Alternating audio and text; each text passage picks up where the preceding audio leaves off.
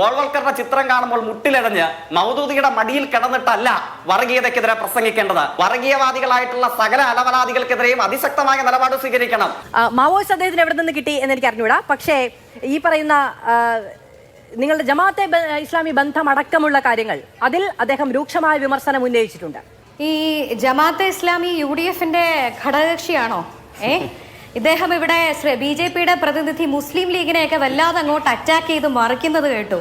മുസ്ലിം ലീഗിനെ കുറിച്ച് ഞാൻ പറയട്ടെ, കേരളത്തിലെ ഞാൻ അറിയുന്ന ഏറ്റവും നല്ല സെക്യുലർ പാർട്ടികളിലൊന്നാണ് മുസ്ലിം ലീഗ്.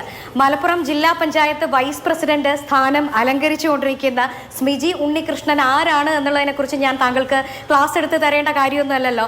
കഴിഞ്ഞ കുറച്ച് ദിവസമായിട്ട് ഇവിടെ പല ചർച്ചകളും വർഗീയമായ ചർച്ചകൾ നടക്കുമ്പോൾ മലപ്പുറത്തെ DCC president Shri VS Joy ഇട്ട ഒരു ഫേസ്ബുക്ക് പോസ്റ്റ് അത് അദ്ദേഹത്തിന്റെ ശ്രദ്ധയിലേക്ക് കൊണ്ടുവന്നിട്ടില്ലെങ്കിൽ ഞാൻ വായിക്കാൻ തയ്യാറാണ്. പക്ഷെ അത്രയും സമയം ഈ ചർച്ചയിൽ വിനിയോഗിക്കണമോ എന്നുള്ള കാര്യത്തിൽ മാത്രമാണ് എനിക്ക് സംശയം. എങ്കിലും ഞാൻ വായിക്കാം. മലപ്പുറത്തെ തദ്ദേശ തിരഞ്ഞെടുപ്പിൽ UDF പാനൽ ജയിച്ച കോൺഗ്രസ് ജനപ്രതിനിധികളുടെ എണ്ണം 666 ആണ്. അതിൽ അമുസ്ലിം സഹോദരങ്ങളുടെ എണ്ണം 319 ആണ് എന്ന് തുടങ്ങി അദ്ദേഹം വലിയ നീണ്ട ഒരു പോസ്റ്റ് ഇട്ടിട്ടുണ്ട്. ദയവേത് അങ്ങ് അതെടുത്ത് വായിക്കണം എന്ന് എനിക്ക് അഭ്യർത്ഥിക്കാനുണ്ട്.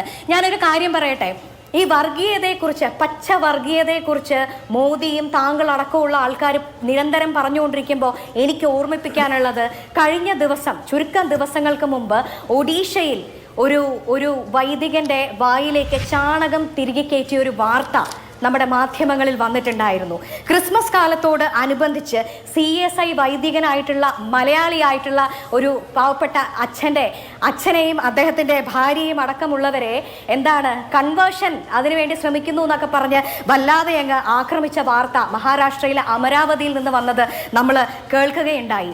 അപ്പോൾ എന്താണ് BJP ഈ രാജ്യത്ത് പ്രൊപ്പഗേറ്റ് ചെയ്തുകൊണ്ടിരിക്കുന്നത് എന്നുള്ളതിനെക്കുറിച്ച് ഈ രാജ്യത്ത് ജീവിക്കുന്ന പ്രത്യേകിച്ച് ന്യൂനപക്ഷ വിഭാഗത്തിലുള്ള ആളുകളോട് നമുക്ക് ചോദിച്ചാൽ മനസ്സിലാകും എത്ര പള്ളികൾ ജമാഅത്തെ ഇസ്ലാമിയുടെ രാഷ്ട്രീയ പിന്തുണ UDF സ്വീകരിക്കുന്നുണ്ടോ ഇല്ലയോ എന്നുള്ളതല്ല. ജമാഅത്തെ ഇസ്ലാമിയുടെ രാഷ്ട്രീയ പിന്തുണ UDF സ്വീകരിക്കുന്നുണ്ടോ ഇല്ലയോ? മാധു, ജമാഅത്തെ ഇസ്ലാമിയുമായിട്ട് ബന്ധപ്പെട്ട ചോദ്യത്തിന് ഞാൻ കൃത്യമായി ഉത്തരം പറഞ്ഞു. നമ്മുടെ ഘടകകക്ഷിയല്ല. നമ്മുടെ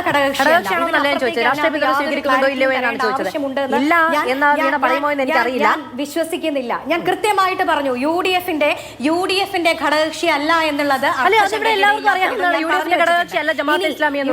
ഇവിടെ നോക്കൂ മാധു, ഇന്നത്തെ പ്രധാനമന്ത്രിയുടെ വരവിൽ ഞാൻ പറഞ്ഞു, അദ്ദേഹം പ്രൊപ്പഗേറ്റ് ചെയ്ത വിഭജന രേഖയ്ക്കപ്പുറം ജനങ്ങൾ പ്രതീക്ഷിച്ച ഒരു വികസന രേഖയുണ്ട്. ആ വികസന രേഖയെക്കുറിച്ച് മാധു പറഞ്ഞു, മാധു തിരുവനന്തപുരം കോർപ്പറേഷനിലെ വോട്ടർ അല്ല എന്ന്. ഞാൻ തിരുവനന്തപുരം കോർപ്പറേഷനിലെ വോട്ടറാണ്. എനിക്ക് പ്രധാനപ്പെട്ട ഒരു കാര്യം മാധ്യമങ്ങളുടെ അടക്കം ശ്രദ്ധയിലേക്ക്, പൊതുജനങ്ങളുടെ ചർച്ചയിലേക്ക് ഇടാൻ എനിക്ക് താല്പര്യമുണ്ട്.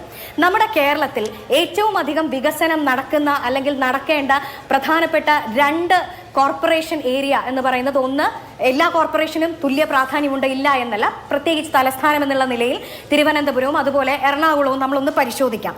തിരുവനന്തപുരത്തെ പോപ്പുലേഷൻ ഒരു കോർപ്പറേഷനെ മെട്രോ സിറ്റി ആയിട്ട് പ്രഖ്യാപിക്കാൻ 10 ലക്ഷം, 1 മില്യനാണ് റിക്വയർഡ് ആയിട്ടുള്ള മിനിമം പോപ്പുലേഷൻ എന്ന് പറയുന്നത്. അത് 20 മില്യൺ വരെ ആയാൽ, 2 മില്യൺ വരെ ആയിക്കഴിഞ്ഞാൽ അത്രയും നല്ലത് എന്ന് ഞാൻ സെർച്ച് ചെയ്തപ്പോൾ കാണാനിടയായി. പക്ഷെ വസ്തുതാപരമായി അത് 1 മില്യനാണ്, 10 ലക്ഷമാണ്. 2011 സെൻസസ് നിങ്ങൾ പരിശോധിച്ച് നോക്കൂ, തിരുവനന്തപുരം നഗരത്തിൽ ഏതാണ്ട് 10 ലക്ഷത്തിനോട് അടുത്ത് പോപ്പുലേഷൻ അന്ന് തന്നെയുണ്ട്. എറണാകുളത്തെ നിങ്ങൾ പരിശോധിച്ച് നോക്കൂ, 3.2 മില്യൺ ആണ്. ഈ വികസനത്തെക്കുറിച്ച് വായിട്ടലക്കി മറിക്കുന്ന ഈ BJPയുടെയും CPMന്റെയും ഒക്കെ നേതാക്കന്മാരോട് എനിക്ക് അഭ്യർത്ഥിക്കാനുള്ള ഒരു കാര്യമാണ്, നമ്മൾ അർഹിക്കുന്ന വികസനം, തിരുവനന്തപുരത്തിന് മെട്രോ അടക്കമുള്ള വികസനങ്ങൾ, തിരുവനന്തപുരം നഗരത്തിന്, കേരളത്തിന് ഇന്നും എറണാകുളത്തിന് അപ്പുറത്തേക്ക് തിരുവനന്തപുരത്തോ കോഴിക്കോടോ ഒന്നും വരെ മെട്രോ കണി കാണാൻ ഇന്ന് വരെയും പറ്റിയിട്ടില്ല. ഇനി വിഴിഞ്ഞം റിംഗ് റോഡ് പദ്ധതിയുമായി ബന്ധപ്പെട്ടിട്ടുള്ള വികസനം, ഇനി ഒന്ന് കഴിഞ്ഞ ദിവസം മാതൃഭൂമിയിൽ തന്നെയാണ് എന്നാണ് ഞാൻ ഓർക്കുന്നത്, റിംഗ് റോഡ് അപഹരിച്ച ജീവിതങ്ങൾ എന്നോ മറ്റോ പറഞ്ഞ് ഞാനൊരു സ്റ്റോറി കാണാനിടയായി. എൻ്റെ വീട് സ്ഥിതി ചെയ്യുന്നതിന് ഏതാനും മീറ്ററുകൾക്ക് അപ്പുറത്ത് റിംഗ് റോഡിന്റെ മഞ്ഞക്കല്ലിട്ടിട്ട് 2.5-3 വർഷമായി. അവർക്ക് ഗത്യന്തരമില്ലാതിരിക്കുകയാണ്. ആ പ്രോപ്പർട്ടി ഒന്നും ചെയ്യാൻ, ഇവിടെ വിഴിഞ്ഞം റിംഗ് റോഡ് വരുമെന്ന് പറഞ്ഞ് അത് കിട്ടാക്കനിയായി ഇങ്ങനെ കാത്തിരിക്കുന്ന അവസ്ഥയാണുള്ളത്. നാഷണൽ ഹൈവേയുടെ അവസ്ഥ നിങ്ങൾ ആലോചിച്ച് നോക്കൂ. 66നെ കുറിച്ച് 2 കൂട്ടരും റീലിട്ട് മറിക്കും. പക്ഷേ പൊളിഞ്ഞ് ഗർഡർ തലയിൽ വീണ് ആളുകൾ മരിക്കുന്ന നാഷണൽ ഹൈവേ വികസനമാണ് ഇവിടെ നടത്തിക്കൊണ്ടിരിക്കുന്നത്. വിഴിഞ്ഞം ബാലരാമപുരം അണ്ടർഗ്രൗണ്ട് റൂറൽ കണക്ടിവിറ്റി എന്തായി? ഇവിടെ എന്ത് വികസനമാണ് ഇവര് കൊണ്ടുവന്നിട്ടുള്ളത്? അപ്പൊ വികസനം പരിഗണിക്കും എന്നുള്ള കാര്യം പിന്തുണ കൈ നിറയെ കൊണ്ടുവന്നു എന്നുള്ളതാണ് BJP പ്രതിനിധി വ്യക്തമാക്കുകയും ചെയ്തത്. ശ്രീ ജെക്സി തോമസ്, കൗതുകകരമായ ഒരു കാര്യം ശ്രീ V ശിവൻകുട്ടിയുടെ കുറച്ച് മണിക്കൂറുകൾക്ക് മുമ്പുള്ള ഏറ്റവും പുതിയ ഫേസ്ബുക്ക് പോസ്റ്റിൽ മേയറെ ആ ചടങ്ങിലേക്ക് ക്ഷണിച്ചില്ല എന്നതിലുള്ള അദ്ദേഹത്തിന്റെ വിയോജിപ്പ് പരസ്യമാക്കുകയാണ്. ഞങ്ങളുടെ മേയറെ ഞങ്ങൾ ക്ഷണിച്ചില്ലെങ്കിൽ നിങ്ങൾക്ക് എന്താ കമ്മ്യൂണിസ്റ്റ് എന്ന് ചോദിക്കില്ലേ? അത് മേയറെ സംബന്ധിച്ചുള്ള വാർത്തകൾ ഇപ്പോ നമ്മുടെ പബ്ലിക് ഡൊമൈന് മുമ്പിൽ പല മാധ്യമങ്ങളുടേതായി നമ്മുടെ മുമ്പിൽ പ്രത്യക്ഷപ്പെടുന്നുണ്ട്. ഞാനിപ്പോൾ ആ കാര്യത്തിലേക്ക് വരിക തന്നെ ചെയ്യാം.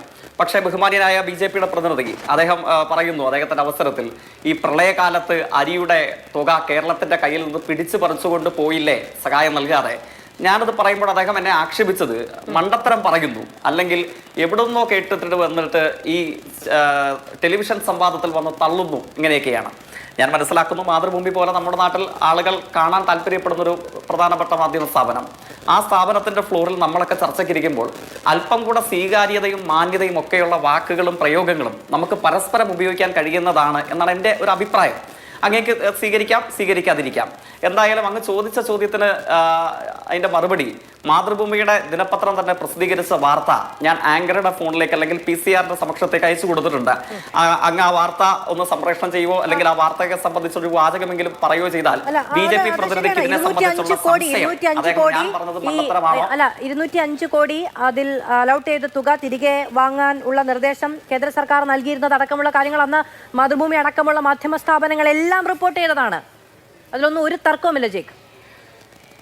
യെസ്, ഞാൻ അതിനകത്ത് അപ്പൊ BJP പ്രതിനിധിയുടെ ആശങ്കകൾക്ക് ഞാൻ അങ്ങ് മണ്ടത്തരം പറഞ്ഞത് ഞാൻ പറയില്ല കേട്ടോ. കാരണം ഞാൻ രാഷ്ട്രീയം പഠിച്ചത് അങ്ങയുടെ സ്കൂളിൽ നിന്നല്ല എന്നുള്ളത് കൊണ്ടായിരിക്കാം. പക്ഷെ മാതൃഭൂമിയുടെ വാർത്തയുടെ ആദ്യ വാചകം പ്രേക്ഷകർ നിർബന്ധമായും ഓർമ്മിക്കേണ്ടതായിട്ടുണ്ട്. കാരണം എന്താണ്? മാതൃഭൂമിയുടെ രാജ്യ തലസ്ഥാനത്ത് ന്യൂഡൽഹിയിൽ നിന്നുള്ള വാർത്താ സംഘം റിപ്പോർട്ട് ചെയ്യുന്നു, the central government has issued an ultimatum to the Kerala government warning of action over non-payment of rupees 205.81 crore for the rice allotted as flood relief during 2018-19. If the state fails to settle the amount, the center will recoup the amount from SDRF. അതായത് 2018-19 പ്രളയ കാലയളവിൽ കേരളത്തിന് അരി നൽകിയവ പ്രളയബാധിതർക്കായിട്ടുള്ള മലയാളികൾക്ക് അരി നൽകിയ വകയിലെ 205.81 കോടി രൂപ യൂണിയൻ ഗവൺമെന്റ് കേരളത്തോട് പിടിച്ചു പറിക്കാൻ ശ്രമിക്കുന്നു. അത് നൽകിയില്ലെങ്കിൽ എന്താണ് അൾട്ടിമാറ്റം എന്ന് മാതൃഭൂമിയുടെ രാജ്യ തലസ്ഥാനത്ത് ന്യൂഡൽഹിയിലെ വാർത്താ സംഘം റിപ്പോർട്ട് ചെയ്യുന്ന വാർത്തയുടെ പ്രധാനപ്പെട്ട വാചകം എന്താണ്?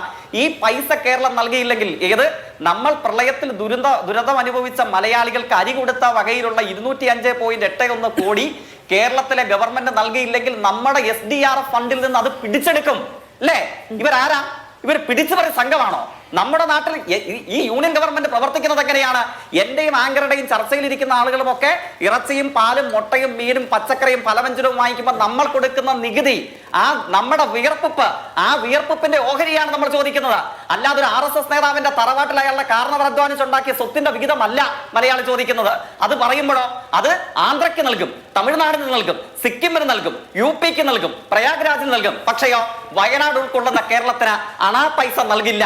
ഇങ്ങോട്ടേക്ക് അരി കൊടുത്തയച്ചാൽ, ഇങ്ങോട്ടേക്ക് കുടിവെള്ളം കൊടുത്തയച്ചാൽ, ഇങ്ങോട്ടേക്ക് പുറപ്പെടുന്ന വിമാനത്തിൽ ഇന്ധനം ഒഴിച്ചാൽ അതിന്റെ പണം മര്യാദയ്ക്ക് തന്നില്ലെങ്കിൽ SDRF എന്ന് പറയുന്ന കേരളത്തിന്റെ പോക്കറ്റിൽ നിന്ന് പിടിച്ചു പറിച്ചുകൊണ്ട് പോകും. ഇത് കാണിക്കുന്നത് ശുദ്ധ മര്യാദകേടല്ലേ? എന്തുകൊണ്ട് ഇത് കാണിക്കുന്നു? ഈ ചോദ്യമാണ് ഉയർന്നു വരുന്നത്. അപ്പൊ പറയുകയാണ് ഇത് മണ്ടത്തരമാണെന്ന്. ഇത് മണ്ടത്തരമാണെങ്കിൽ കേരളത്തിലെ മഹാഭൂരിപക്ഷം ജനങ്ങൾ ആ മണ്ടത്തരം പറയുന്നുണ്ട്.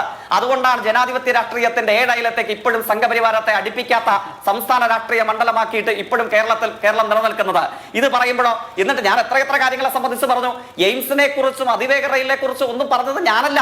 അങ്ങയേക്കാൾ വലിയ അങ്ങയുടെ രാഷ്ട്രീയം ഉയർത്തിപ്പിടിക്കുന്ന നേതാക്കന്മാർ തൃശ്ശൂരും ആലപ്പുഴയിലും തിരുവനന്തപുരത്തും മാറി മാറി പൊതുയോഗം നടത്തി സംവാദങ്ങളിൽ പങ്കെടുത്ത് കേരളത്തിലെ ജനങ്ങളോട് പറയുന്ന വാചാടോപമാണ്, പച്ച നുണയാണ്. അതിനെക്കുറിച്ച് ഓർമ്മിപ്പിച്ചതാണ്. ഓർമ്മിപ്പിക്കുമ്പോൾ അങ്ങേക്ക് പൊള്ളലുണ്ടാവുക സ്വാഭാവികം. പക്ഷെയോ ഇന്ത്യയുടെ മറ്റു സംസ്ഥാനങ്ങൾക്ക് കിട്ടുന്നത് എന്തുകൊണ്ട് കേരളത്തിന് കിട്ടുന്നില്ല എന്നുള്ളത് ഉള്ളുനൊന്ത പ്രതിഷേധത്തോടു കൂടെ മലയാളി ചോദിച്ചുകൊണ്ടേയിരിക്കും. അതുകൊണ്ടാണ് പറഞ്ഞത് ഞങ്ങൾ ഈ ഭൂപടത്തിന്റെ ഭാഗമല്ലേ എന്ന് ചോദിക്കേണ്ട അന്തരീക്ഷം ഉണ്ടാകുന്നത്. അതുകൊണ്ടാണ് ഇപ്പോഴും ചെയ്യുകയല്ലേ നമ്മുടെ നാട് നേടിയെടുത്ത നല്ല മുന്നേറ്റങ്ങളെ ചൂണ്ടിക്കാണിച്ചിട്ട് അതുകൊണ്ട് കേരളത്തിന് പണം നൽകേണ്ടതില്ല എന്ന ശത്രുതാ സമീപനമല്ല സ്വീകരിക്കുന്നത്. അല്പാഴ്ചകൾക്ക് പുറകിൽ ഇപ്പൊ വിദ്യാഭ്യാസത്തെ കുറിച്ചൊക്കെ ഇവിടെ വന്ന് സംസാരിച്ചു പോയല്ലോ. IIM-ന്റെ കോഴിക്കോട് IIM-ന്റെ ഡയറക്ടർ ഡോക്ടർ ദബാഷിസ് ചാറ്റർജിയുടെ അഭിമുഖം എക്സ്പ്രസ് പ്രസിദ്ധീകരിച്ചു. അഭിമുഖത്തിന്റെ ലീഡ് വാചകം BJP നേതാവ് ശ്രദ്ധിക്കണം. നിങ്ങൾ ഇൻഡോർ നഗരസഭയാക്കി തിരുവനന്തപുരത്തെ മാറ്റുമെന്നല്ല നിങ്ങൾ പറഞ്ഞത്. എന്താ ഇന്ത്യയുടെ ഇതര സംസ്ഥാനങ്ങളും കേരളവും തമ്മിലുള്ള താരതമ്യം? CPM-കാരനല്ലാത്ത ഇടതുപക്ഷാഭിമുഖ്യം തെല്ലുമില്ലാത്ത ദബാഷിസ് ചാറ്റർജിയുടെ അഭിമുഖത്തിലെ ലീഡ് വാചകം അദ്ദേഹം പറയുന്നത് don't try to confuse me, education system of Kerala shall be compared with northern Europe എന്നാണ്. അതിന്റെ ഹെഡിങ് അതാണ്. എന്താണ് പറയുന്നത്? ഇന്ത്യയിലെ ഏറ്റവും പ്രൗഢഗംഭീര വിദ്യാഭ്യാസ സ്ഥാപനമായ IIM-ന്റെ കോഴിക്കോട് ഡയറക്ടർ പറയുകയാണ് കേരളത്തിന്റെ വിദ്യാഭ്യാസ രംഗം സമീകരിക്കേണ്ടത് തുലനം ചെയ്യേണ്ടത് യൂറോപ്പുമായിട്ടാണെന്നുള്ളത്. ആ നേട്ടം നേടിയെടുത്ത സ്കൂൾ ഡ്രോപ്പ് ഔട്ട് റേറ്റില് യൂറോപ്പിനോട് കടപിടിക്കാൻ കഴിയുന്ന മികവ്, അതോടൊപ്പം തന്നെ അന്തർദേശീയ നിലവാരത്തിലുള്ള വിദ്യാഭ്യാസ രംഗം, ഇതൊക്കെ നേടിയെടുത്ത കേരളത്തിനാണ് എന്ത് നൽകുന്നത്? SSIയുടെ ഫണ്ട് നൽകില്ല, ഇവിടുത്തെ സ്കൂളുകൾ കുട്ടിച്ചോറാക്കും എന്നിവർ പ്രഖ്യാപിക്കുന്നത് ഇല്ലേ? കർഷകർക്ക് കിട്ടിയതായിട്ട് 2020 മുതൽ കിട്ടിയിട്ടില്ല. ശരി ജിതിൻ, ഇത് നോക്കൂ, അങ്ങ് ഈ ചർച്ച കോൺഗ്രസ് പ്രതിനിധിക്ക് മുമ്പ് മറുപടി പറഞ്ഞിരുന്നില്ല. കോൺഗ്രസ് പ്രതിനിധിയുടെ മുമ്പ് മറുപടി പറഞ്ഞില്ല. വർഗീയതയ്ക്കെതിരെയുള്ള മതനിരപേക്ഷ രാഷ്ട്രീയം നമ്മളെല്ലാവരും ഉയർത്തിപ്പിടിക്കണം കോൺഗ്രസ് നേതാവേ, ഒരു സംശയവുമില്ല. പക്ഷേ ഗോൾവൽക്കറുടെ ചിത്രം കാണുമ്പോൾ മുട്ടിലെഴഞ്ഞ് മൗദൂദിയുടെ മടിയിൽ കിടന്നിട്ടല്ല വർഗീയതയ്ക്കെതിരെ പ്രസംഗിക്കേണ്ടത്, വർഗീയതയ്ക്കെതിരെ പ്രവർത്തിക്കേണ്ടത്.